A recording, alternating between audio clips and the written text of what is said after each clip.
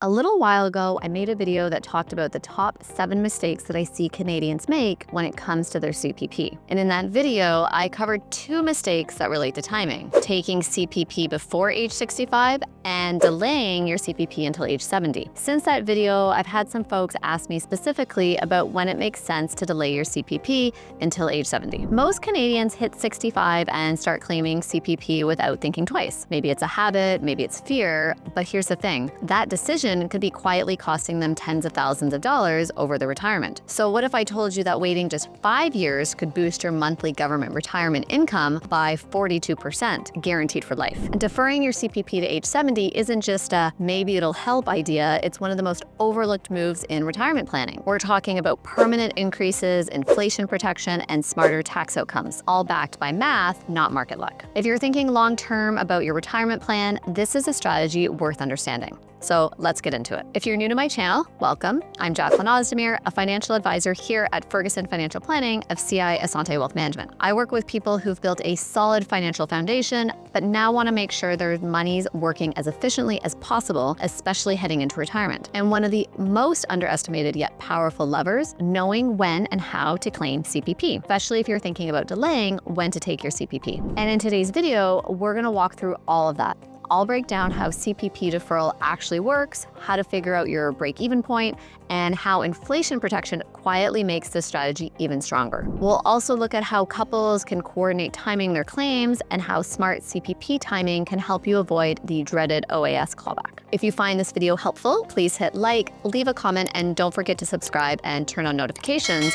That way you won't miss future videos. All right, let's dive in. Let's start by breaking down how delaying your CPP claim works and why it matters. When you postpone your CPP beyond age 65, your payment increases by 0.7% per month. That adds up fast. Over a year, that's almost 8.5% more. And if you wait until age 70, you could see an increase of up to 42%. This isn't a temporary boost either. The higher benefit you receive once you start claiming becomes your new base amount. And from there, it's indexed to inflation every year. So when your favorite cup of coffee edges up in price, you don't lose purchasing power. And that increase is permanent, meaning once you delay, that extra money will be there to support you month after month, year after year. This strategy can be a game changer when planned well. Think of it like planting a tree. The longer you let it grow, the more shade it gives you down the road. I once worked with a client, let's call him Doug, who initially thought he needed the cash right away at 65. But after looking at his full retirement picture and life expectancy, he decided to wait until 70. Now he enjoys an extra $569 every month for life, and that amount grows with inflation. Over 20 years, that's well over $130,000 in additional guaranteed income, all because he chose to wait, and that higher payment is locked in no matter what happens in the markets. If you have other income sources, deferring might be a smart move to maximize your lifetime income. The key takeaway here is that if you don't need every dollar right away, letting your CPP benefit compound can provide a significant, long-lasting boost to your overall retirement income. It's about making your money work harder for you even when you're not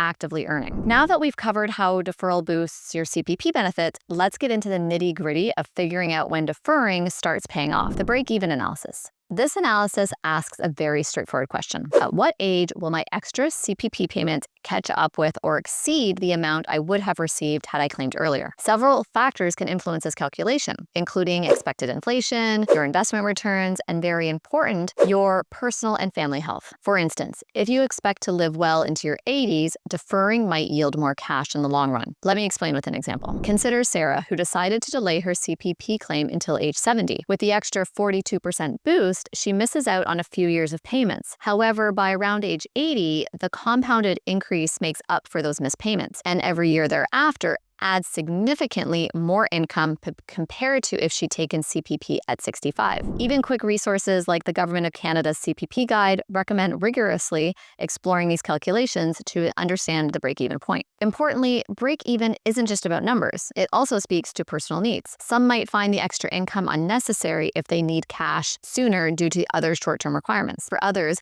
the enduring benefit is worth the wait. When you run your numbers, keeping realistic portfolio returns and normal inflation trends in mind, a clearer picture emerges. The goal is to ensure you are not sacrificing a secure income today for a potentially larger but delayed payout. Ultimately, a well-conducted break-even analysis allows you to tailor your retirement strategy around your unique financial landscape and life expectancy, providing confidence and control in your planning. I mentioned inflation protection earlier, but one of the most compelling reasons to defer CPP is how it provides an inflation protected guaranteed income floor. Unlike many other sources of retirement income that can shrink in purchasing power over time, CPP is indexed to the Consumer Price Index each year. This means your benefits rise with inflation, preserving the real value of your money. Picture it like a safety net that grows alongside the rising cost of everyday essentials, from your grocery bills to a winter utility bill. Even in years when markets have a downturn or economic uncertainty looms, your CPP increases keep you covered. Let's look at this with Dave's story. At 65, his CPP estimate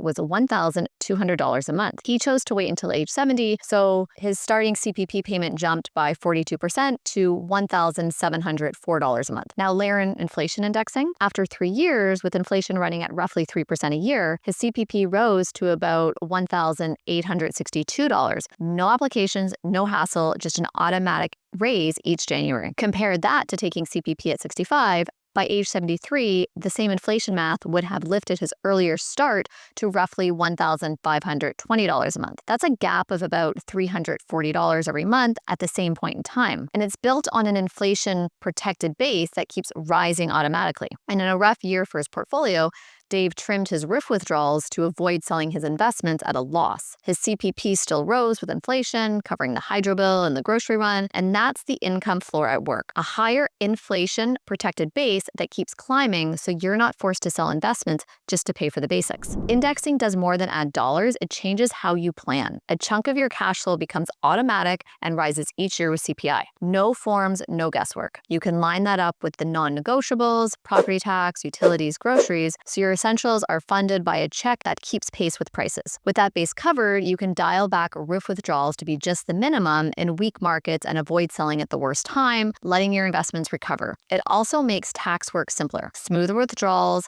fewer surprises, and more freedom to lean on TFSAs or non-registered accounts when it's smarter. In short, the floor at 70 isn't just bigger, it's indexed and predictable, so your portfolio can focus on growth instead of plugging day-to-day gaps. For couples, coordinating CPP claims can be a game changer in optimizing household income. Often I find that one spouse might have access to a workplace pension or other benefits, while the other's income source is more modest. By timing CPP claims differently, couples can smooth out cash flow, manage tax implications, and ultimately boost their combined retirement income. One common strategy is for one partner to claim CPP at 65 to cover near-term needs, while the other delays to 70 for the 42% boost and a higher indexed base for life. Let's take the case of Emily and Mark. Emily starts CPP at 65 at about $900 a month to top up the early retirement years. Mark's age 65 estimate was about $1,200, but he waits until 70, so his CPP starts around $1,704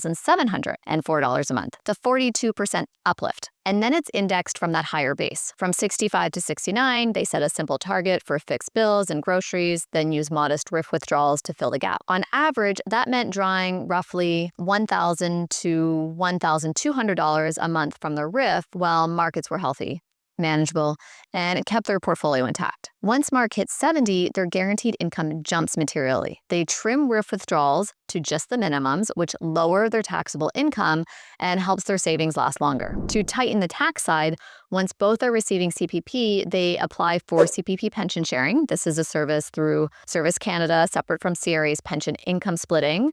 That shifts a portion of CPP from the higher income spouse to the lower income spouse while keeping the total the same, which often reduces the family tax bill. On top of that, the RIF withdrawals at 65 and up can generally be split on the tax return as eligible pension income, giving them another dial to balance taxes and manage the old age security recovery risk without running into any specific thresholds. So what's the net effect? Early cash flow for Emily, a larger index base for Mark a few years later, smoother taxes across the household, and fewer forced sales from their investments during a market downturn. The approach is particularly useful in scenarios where one partner has other sources of regular income, such as dividends or business earnings. So coordinating your CPP claims can mean the difference between a tight budget in the early retirement years and a more comfortable, well-distributed income later on. The key is communication and planning, figuring out both your current current needs as a couple and your long-term goals. When done well, it's a win-win. Immediate cash flow is maintained without sacrificing a higher long-term benefit, ensuring that as life unfolds, your retirement income strategy remains both efficient